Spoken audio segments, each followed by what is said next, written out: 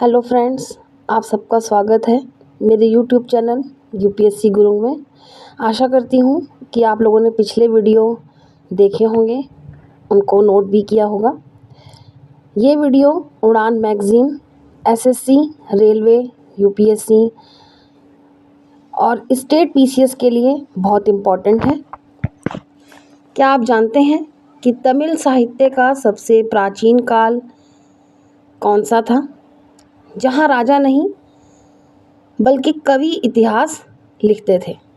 आज हम जानेंगे संगम युग के बारे में, या संगम युग जहाँ कविता, वीरता और प्रेम एक साथ जन्म लेते हैं। तो चलिए स्टार्ट करते हैं। इसमें हम कवर करेंगे संगम काल, तीन संगम, संगम ग्रंथ, समकालीन राजव्यवस्था, संगमकालीन सामाजिक व्यवस्था, संगमकालीन अर्थव्यवस्था, विचारधारा और धर्म, चोल वंश, चेर, पांडे और कलंभरों का युग। कलंभरों का युग यानी कि संगम काल के बाद का समय। तो चलिए शुरुआत करते हैं।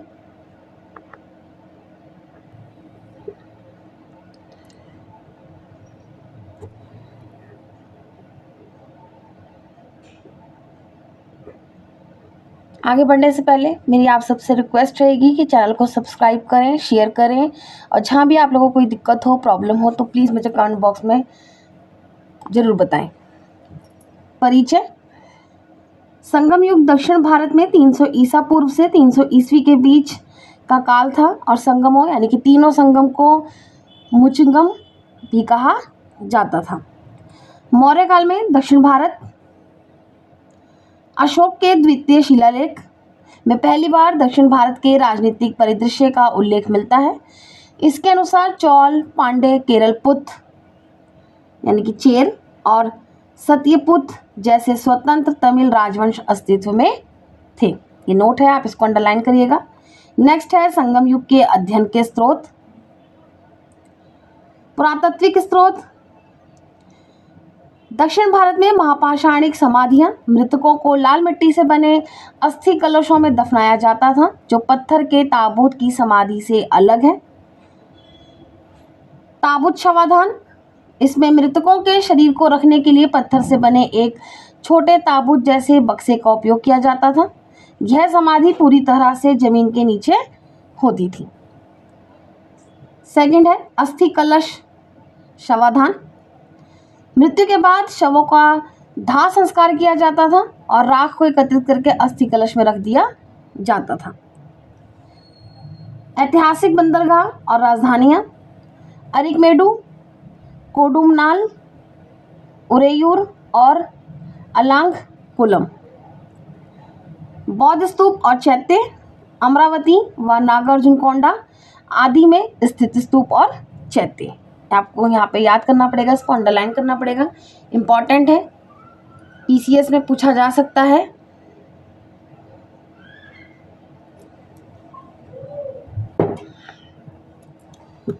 नेक्स्ट यहाँ पे स्रोत बताए गए हैं, एक तरफ आपको और दूसरी तरफ उनकी विशेषताएं। मुद्रा शास्त्र और इसकी विशेषता है, आंध्र कर्नाटक में सातवाहन पूर्व और सातवाहन काल के सिक्के, चेर, चोल, पांडे, संगम काल के सामंतों के सिक्के, रोमन, तांबे, चांदी और सोने के सिक्के। आप चाहे तो स्क्रीनशॉट भी ले सकते हैं। पूरा लेख और इसकी विशेषता है, अशोककालीन शिलालेख, तमिल ब्राह्मी शिलालेख, सातवाहन और बौद्ध शिलालेख। तमिलनाडु और बैरिनिके व कुसीर अल कादिम यानी कि मिस्र जैसे अंतर्राष्ट्रीय स्थलों पर मिट्टी, अंगूठियों और पत्थरों पर लघु शिलालेख। नेक्स्ट है साहित्यिक और इसकी विशेषताएं हैं यहाँ पर, तमिल ग्रंथ, अर्थव्यवस्था और शासन कला पर कौटिल्य का अर्थशास्त्र, आंध्र या सातवाहन वंशावली वाले पुराण, महावंश जैसे बौद्ध ग्रंथ, गाथा सप्तशती, सातवाहन राजा हाल द्वारा लिखित एक प्राकृत ग्रंथ, तोलकाप्पियम यानी कि तमिल ग्रंथ, संगमोत्तर काल के 5 महाकाव्य 4वीं से 6वीं शताब्दी ईस्वी हैं। ठीक है, आप इसको नोट करेंगे यहाँ पर। इस युग में चेर, चोल और पांडे साम्राज्यों ने शासन किया और इन्हें मुवेदार या 3 मुकुटधारी राजाओं के नाम से भी जाना जाता है। इसको आप अंडरलाइन करेंगे यहाँ पर। उन्होंने कृष्णा नदी के दक्षिण में भारतीय प्रायद्वीप पर शासन किया और एक दूसरे के साथ साथ श्रीलंका से भी युद्ध किया। ऐसा माना जाता है कि पांड्यों ने तमिल संगमों को संरक्षण दिया था, जिससे संगम कविताओं के संकलन में आसानी हुई। यहाँ पे आप स्क्रीनशॉट लीजिएगा।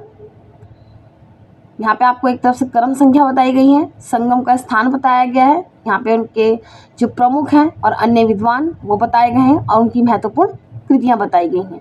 आप यहाँ पर स्क्रीनशॉट ले सकते हैं। यहाँ पे नोट है, पहले संगम का कोई साहित्यिक कार्य उपलब्ध नहीं है।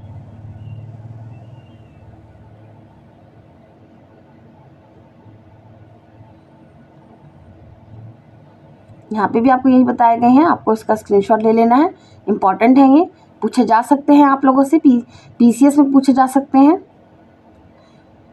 नेक्स्ट है संगम ग्रंथ। शास्त्रीय संगम कोश में तोलकापियम, एटुथोकाई, 8 संकलन और पत्थुपट्टू शामिल हैं।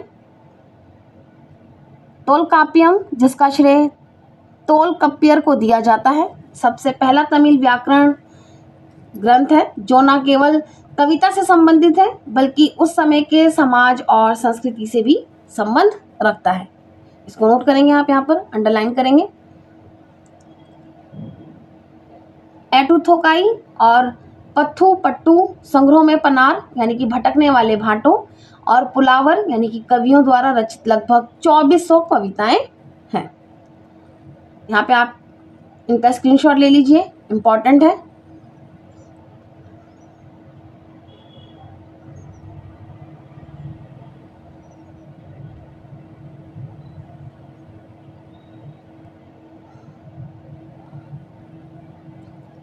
संगम कालीन की कवित्रियां। संगम काल में 30 प्रमुख कवित्रियां थीं जिन्होंने 150 से अधिक कविताएं रची।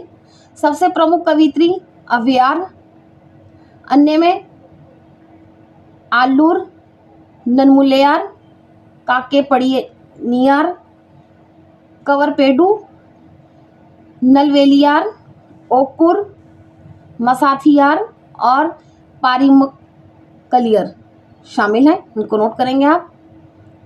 ये सारे नाम आपको तमिल में मिलेंगे पढ़ने में, लेकिन आपको याद करने हैं। संगोत्तर ग्रंथ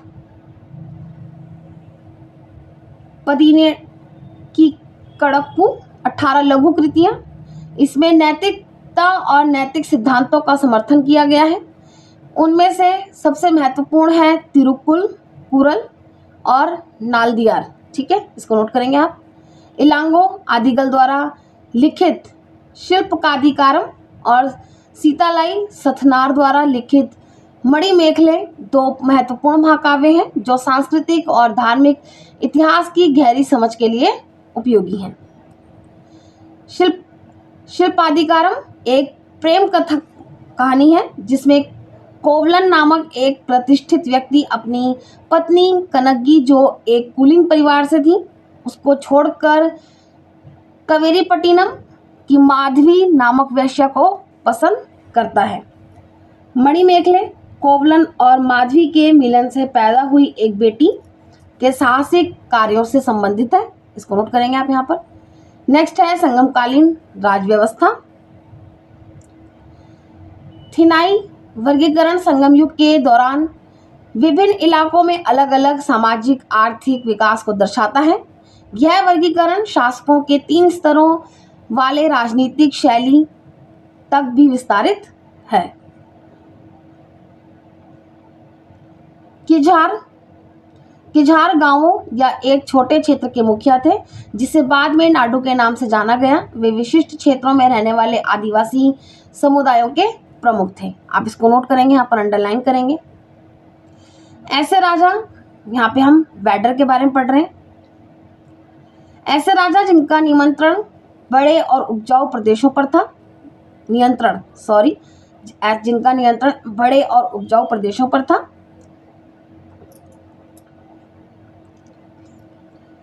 उन्होंने स्वयं को वेलीर और आम लोगों से अलग करने के लिए कंडुंगो, एमायावर बन, वनवरम्बन और पेरू वजूथी जैसी उपाधियां अपनाई। यहाँ पे आप इनकी उपाधियों के नाम अंडरलाइन करिएगा।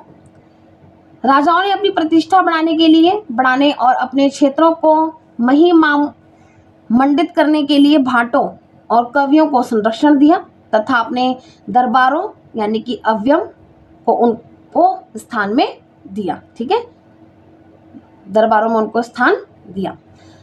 राजाओं को अपनी प्रजा पर पूर्ण अधिकार प्राप्त था। राजा वैदिक यज्ञ किया करते थे। वंशानुगत राजशाही उत्तराधिकार के लिए हमेशा ज्येष्ठाधिकार का पालन नहीं करती थी। राजा को एक समिति द्वारा सलाह दी जाती थी जिसे एम्पेरुकुलू के नाम से जाना जाता था, जिसमें मंत्री, पुजारी, सेनापति, दूत और जासूस शामिल थे। आप इनके जो नाम है इनको भी अंडरलाइन करिएगा, पूछा जा सकता है। राजाओं को शाही दरबार अर्थात औरास वही या वेत्ता वही तथा दरबारी कवियों द्वारा भी सलाह दी जाती थी। संगम युग के राजाओं ने अलग अलग उपाधियों के साथ शासन किया, जैसे वन वरम्बन, वनवन, विलावर यानी कि चेर शासक, सैनी, वलावन और किल्ली यानी कि चोल शासक, थनावर और मिनावर यानी कि पांडे शासक। याद रखेंगे इसको। यहाँ पे ये वेलीर के बारे में जानते हैं। उन्होंने मुख्य रूप से पहाड़ी और वन क्षेत्रों को नियंत्रित किया जो मुवेदार के उपजाऊ क्षेत्रों के बीच स्थित थे। अथियामन, परी, आय, ईवी और इरंगो जैसे प्रसिद्ध सरदारों ने संसाधन समृद्धि क्षेत्रों पर शासन किया। इन राजाओं ने कवियों को संरक्षण दिया। राजाओं के पास सैन्य शक्ति थी। वे अक्सर संघर्ष किया करते थे और कभी कभी मुख्य राजाओं के खिलाफ एकजुट हो जाते थे। अशोक के शिलालेख में सत्यपुत्र यानी कि अथियामन संगम कविताओं में वेलीर प्रमुख है। इसको आप नोट करेंगे यहाँ पर। नेक्स्ट है संगमकालीन सामाजिक व्यवस्था। संगम युग के दौरान सामाजिक असमानताएं स्पष्ट रूप से दिखाई देती थी। आप ये सारे पॉइंट टू पॉइंट नोट करेंगे। कभी अगर आपसे मेंस में अगर क्वेश्चन पूछा जाता है तो आप वहाँ पर ये पॉइंट अगर आपको अच्छे से याद रहते तो वहाँ पर आप इनको लिख सकते हैं। तो इसलिए आपको उसी तरीके से इनकी तैयारी करनी है, प्रिपरेशन करनी है।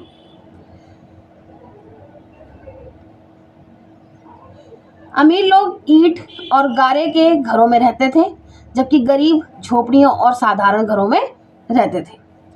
प्रारंभिक संगम काल में ब्राह्मणों और शासन करने वाली जातियों का प्रभुत्व दिखाई दे रहा था, लेकिन स्पष्ट जातीय भेदभाव का अभाव था। हालांकि दासों का उल्लेख भी मिलता है।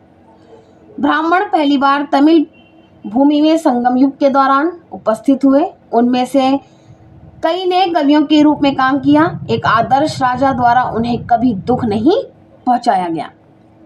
संगम ग्रंथों में क्षत्रिय और वैश्य वर्ण नियमित रूप से उपस्थित नहीं होते थे। यहाँ पे नोट करेंगे आप, नहीं होते थे। ठीक है, यद्यपि योद्धा वर्ग अनुपस्थित नहीं था।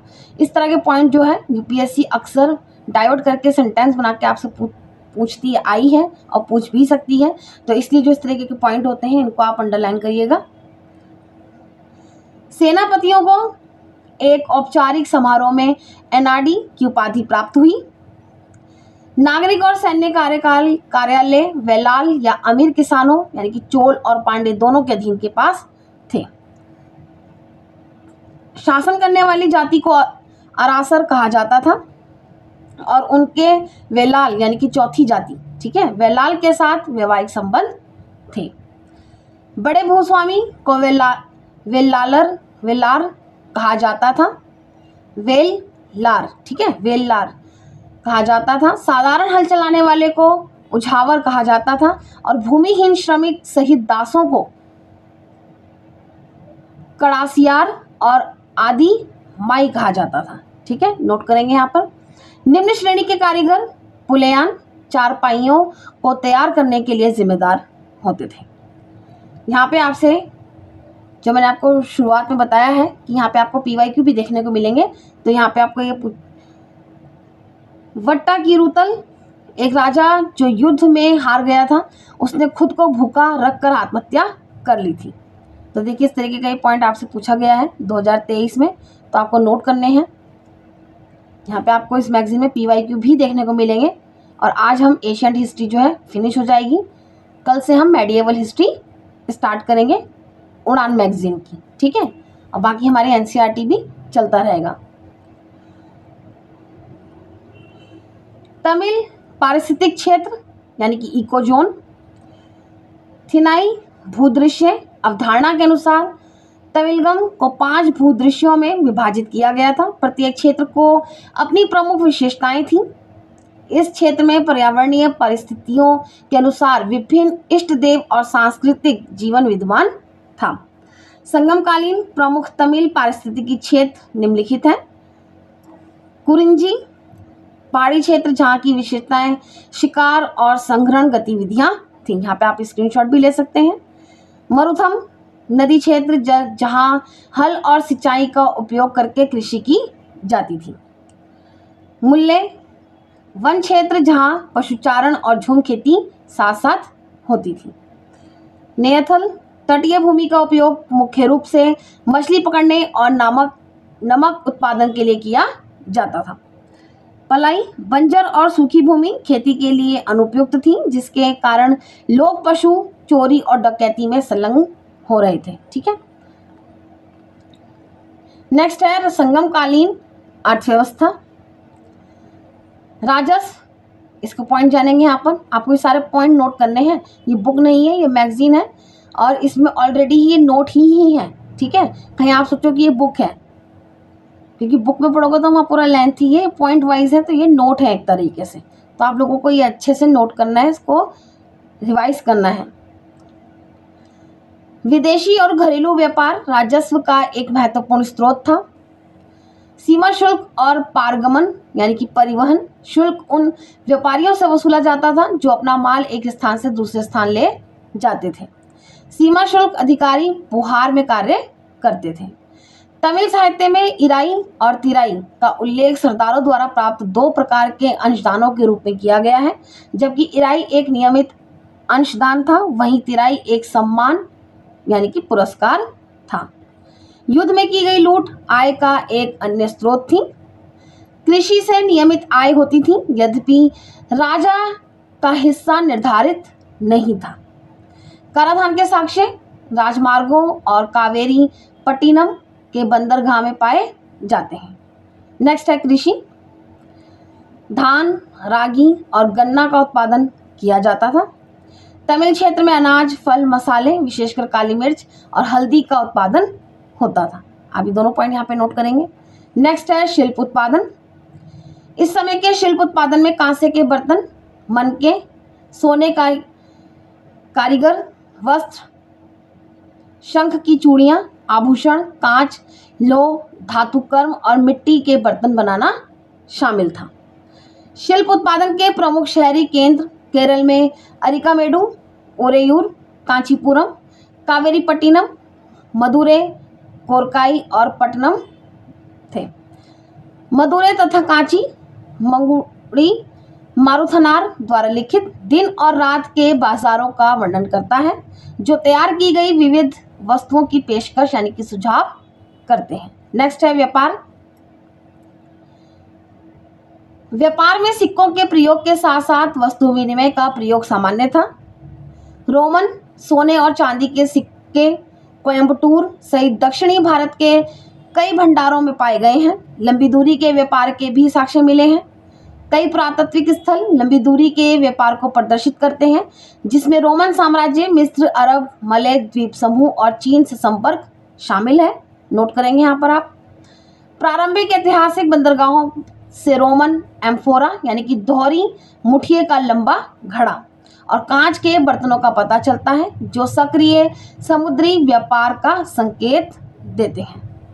मिट्टी के बर्तनों के शिलालेख संगम युग के शिल्प केंद्रों और कस्बों में गैर तमिल भाषी व्यापारियों का संकेत देते हैं। संगम ग्रंथ मणिमेखले में मगध कारीगरों, मराठा दस्तकारों, मालवा लोहारों और तमिल कारीगरों के साथ काम करने वाले यवन के बढ़ई का उल्लेख मिलता है। वनिकन यानी कि व्यापारी, चट्टन और निगमा जैसे व्यापार संबंधित शब्द तमिल ब्राह्मी शिलालेखों में दिखाई देते हैं। ये पॉइंट को आप नोट करेंगे, यहाँ पर अंडरलाइन करेंगे। उमानार या नमक व्यापारी व्यापार के लिए अपने परिवारों के साथ बैलगाड़ियों में यात्रा करते थे।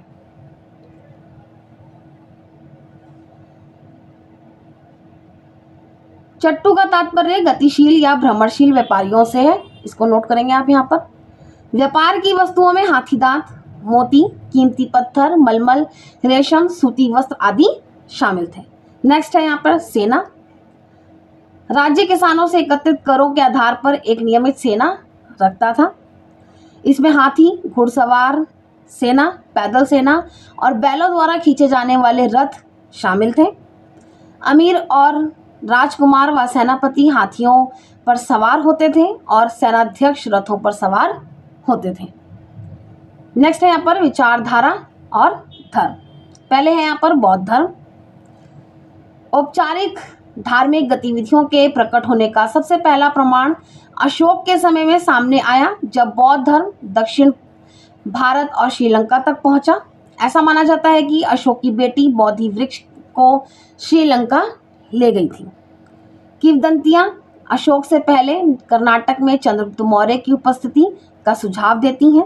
बौद्ध धर्म ने दक्षिण भारत, विशेषकर आंध्र प्रदेश के कृष्णा और गोदावरी डेल्टा में अमिट छाप छोड़ी। अमरावती और नागार्जुनकोंडा जैसे पुरातात्विक स्थल इस बात के साक्ष्य प्रदान करते हैं। लेकिन जैन धर्म की तुलना में बौद्ध धर्म के साक्ष्य तमिलनाडु के कुछ स्थलों तक ही सीमित है। नेक्स्ट है यहाँ पर जैन धर्म। तमिलनाडु में जैन धर्म की मजबूत उपस्थिति थी, जैसा कि तमिल ब्राह्मी शिलालेखों वाले कई गुफा आश्रय स्थलों में जो है उनके प्रमाण मिलते हैं।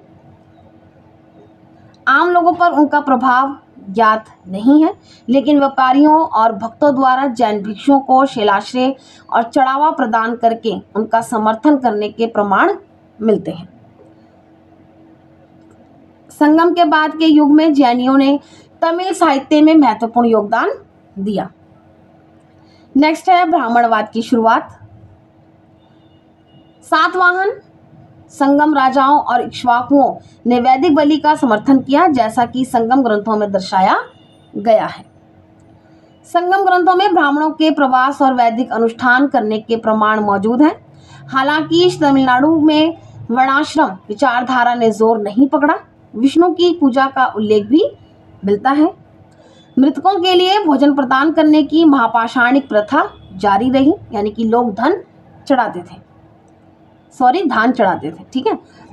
दाह संस्कार की शुरुआत की गई, लेकिन शवाधान को नहीं छोड़ा गया।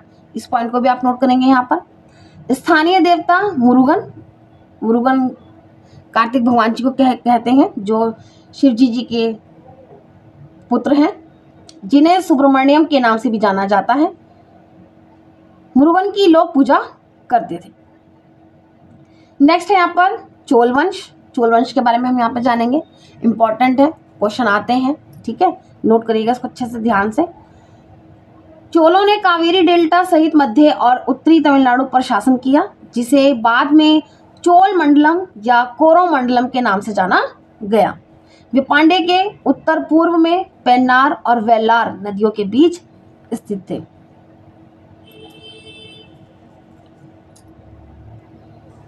इनकी राजधानी उरेयूर तिरुचिरापल्ली शहर के पास, ठीक है, यह कपास व्यापार के लिए जाना जाता है। उरेयूर से शासन करने वाला पहला राजा इलम चेचन्नी था। इलम चेचन्नी आपको याद रखना है यहाँ पर।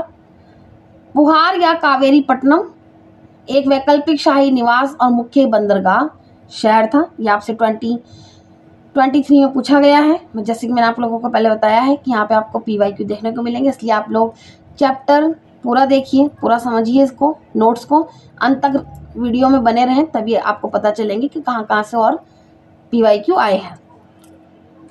उनके पास एक कुशल नौसेना थी जो गंगा, इरावदी और मलय द्वीप समूह के मुहाने तक पहुंच रखती थी। यहाँ पे नोट है ये पूरा एक, इसको आप अच्छे से अंडरलाइन करिएगा। करिकालन एक प्रसिद्ध चोल राजा थे जो 100 ईस्वी के आसपास रहते थे और उन्हें तिरुमावलन के नाम से भी जाना जाता था। उसने अपनी राजधानी को पुहार में स्थानांतरित कर दिया। कवियों को नगद, सोना, भूमि, रथ, घोड़े और हाथियों से उदारता पूर्वक पुरस्कृत किया गया। कवि कटियालूर उरुतिरन कन्नड़ द्वारा रचित पटिना पल्लाई में वर्णन किया गया है कि उसके शासनकाल के दौरान व्यापार काफी समृद्ध था। सैन्य उपलब्धियां, उसने वेन्नी की लड़ाई में 11 वेलीर सरदारों के समर्थन में चेरों यानी कि पेरुम, चेरालाथन और पांड्यों को हराया। वांगे पर डलाई की दूसरी लड़ाई में उसने 9 राजकुमारों को हराया। उसने कांची और कुरुमरा के पल्लवों पर दबाव डाला जिससे उन्होंने चोलों की अधीनता स्वीकार कर ली। उसने वनों को वास यानी कि रहने योग्य क्षेत्रों में बदल दिया। यह करिकालन ही था जिसने कावेरी नदी पर कई सिंचाई टैंक यानी कि तालाब और नई बांध यानी कि ग्रैंड एनीकट का निर्माण कराया था। तो यहाँ पे आप उसको याद रखेंगे, इस पॉइंट को अंडरलाइन करिएगा। उसने कावेरी तटबंध के जरिए कृषि को और भी उन्नत किया और जलाशयों का निर्माण किया। करिकालन की मृत्यु के कारण पुहार और उरेयूर चोल शाखाओं के बीच उत्तराधिकार का विवाद शुरू हो गया। चेरों और पांड्यों के विस्तार के कारण चोल कमजोर हो गए। 4वीं से 9वीं शताब्दी ईस्वी तक पल्लवों का प्रभाव और भी कम हो गया। नेक्स्ट है यहाँ पर चेर, हम इनके बारे में जानेंगे। यहाँ से भी क्वेश्चन पूछे गए हैं कई बार, तो उसको नोट करिएगा आप लोग। चेरों ने मध्य और उत्तरी केरल सहित तमिलनाडु में कोंगू क्षेत्रों पर शासन किया। 2 मुख्य चेर शाखाएं, पहली शाखा ने वंजी पर शासन किया और दूसरी ने पोरैया शाखा ने कुरूर पर शासन किया। इसको नोट करेंगे यहाँ पर। मुसीरी और टोंडी जैसे पश्चिमी तट के बंदरगाहों को नियंत्रित किया। करूर के पास पुगलूर शिलालेख में चेर राजाओं की 3 पीढ़ियों का उल्लेख मिलता है। प्रमुख राजाओं में इमायावरम्बन, नेदुन चेरालाथन और सेनगुट्टुवन शामिल हैं। पतित्रुपथु 8 चेर राजाओं, उनके क्षेत्रों और उनकी प्रसिद्धियों का विवरण प्रदान करते हैं। चेलिरुम पोराई ने अपने नाम के सिक्के चलवाए। कुछ चेर राजाओं ने रोमन सिक्कों की नकल करते हुए तमिल ब्राह्मी लिपि वाले तांबे और शीशे के सिक्के जारी किए।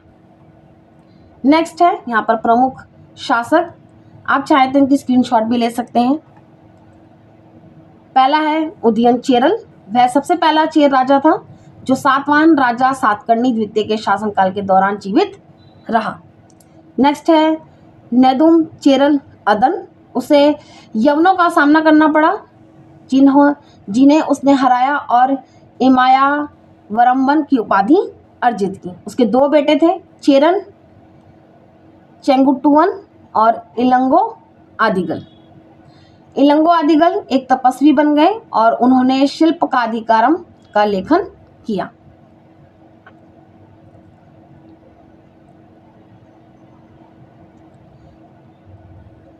आप चाहे तो इसका स्क्रीनशॉट ले सकते हैं, इंपॉर्टेंट है ये। सेनगुट्टुवन यानी कि लाल चेर।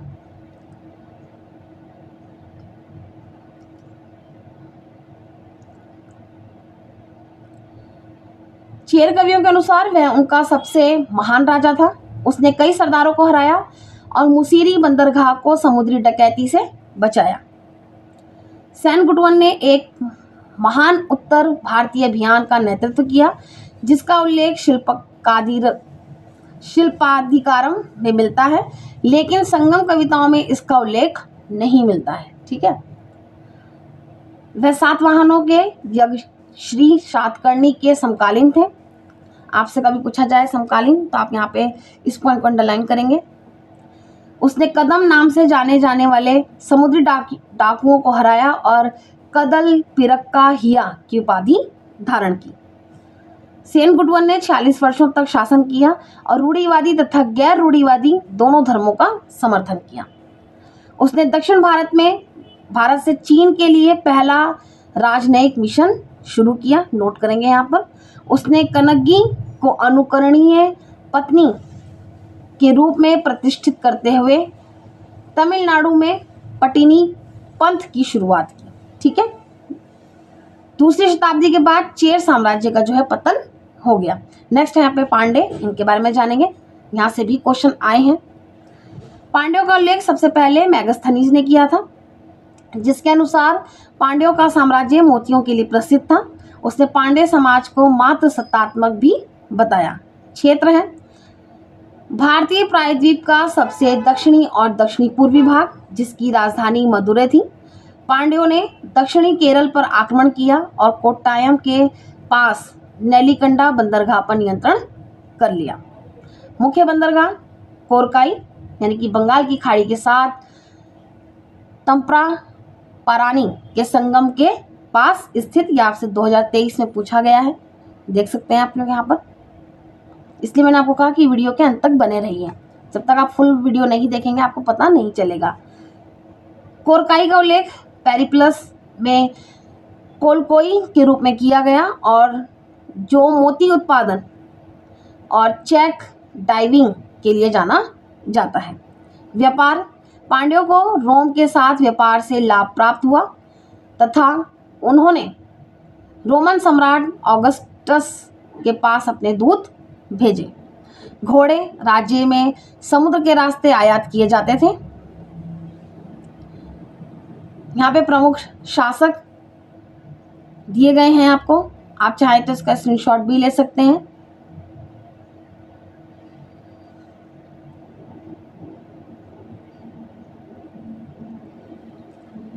कलम्बरों के आक्रमण के कारण पांड्य शासन का पतन शुरू हो गया। नेक्स्ट यहाँ पे प्रमुख वंश तथा उसकी विशेषताएं। यहाँ पे देखिए आपसे पूछा गया है 2023 में, तो आप देख सकते हैं कि इसी चैप्टर में से 23 में कितने क्वेश्चन आ चुके हैं। तो ये जो संगम युग की जो हम पढ़ रहे हैं आज, ये कितना इम्पोर्टेंट है कि यहाँ से कितने क्वेश्चन आपके 23 में ही पूछे गए हैं, 2023 में। ठीक है, यहाँ पे इसको आप देख सकते हैं, नोट कर सकते हैं, अच्छे से स्क्रीनशॉट ले लीजिए आप लोग। नेक्स्ट है कलम्बरों का युग यानी कि संगम काल के बाद का समय। संगम युग और पल्लव पांड्य युग के बीच की अवधि को तमिल इतिहास में कलम्बर युग के नाम से जाना जाता है। इस अवधि के दौरान महत्वपूर्ण तमिल साहित्य कृतियों की रचना की गई, जिसमें तिरुकुरल, शिल्पकादिकारम और मणिमेखले शामिल हैं। तीनों आप अंडरलाइन करिएगा। जैसे जैसे जैन धर्म और बौद्ध धर्म का प्रभाव बढ़ा, प्रमुख रूढ़िवादी वैदिक पौराणिक विद्वानों ने कलम्बर शासकों को नकारात्मक रूप से चित्रित किया। कलम्बर साम्राज्य को अंततः 6ठी शताब्दी ईस्वी के मध्य में पांड्यों द्वारा उखाड़ फेंका गया। परंपरागत रूप से 3 पारंपरिक तमिल राज्यों के लुप्त होने के कारण इसे अंधकार युग या अंतरावधि माना जाता है। यह भी माना गया है कि प्रारंभिक तमिल संस्कृति के कई बेहतरीन लक्षण इस अंतरावधि में लुप्त गायब हो गए। हालांकि अंतरावधि के इस विचार को अब सही नहीं माना जाता है। हाल की व्याख्याएं इस युग को एक संक्रमण काल के रूप में देखती हैं, जिसमें उत्तरी तमिलनाडु में पल्लवों और दक्षिण में पांड्यों के तहत बड़ी राज्य संस्था का उदय हुआ। नेक्स्ट है आपका संगमकालीन प्रमुख बंदरगाह। आप चाहे तो स्क्रीनशॉट ले सकते हैं।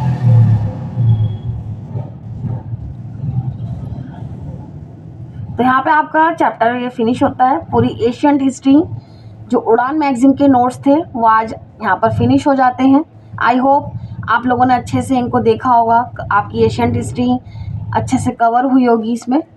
आप प्लीज़ इसको कंटिन्यू रिवीजन करिए। कल से हम मेडिएवल हिस्ट्री करेंगे उड़ान मैगजीन से इसके नोट्स करेंगे हम मेडिवल हिस्ट्री के।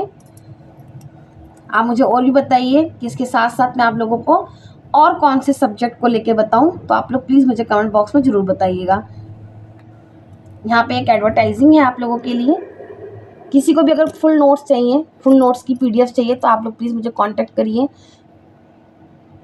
मुझे कमेंट बॉक्स में मैसेज करिए आप लोग। हिंदी इंग्लिश दोनों मीडियम में मिलेगा आप लोगों को, ज़्यादा प्राइस नहीं है इसका, आप देख सकते हैं।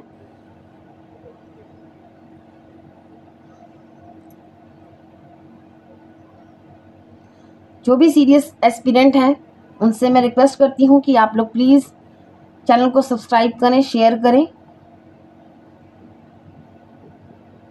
तो कल मिलते हैं हम मेडिएवल हिस्ट्री के साथ। तब तक के लिए आप सबको मेरा बाय बाय।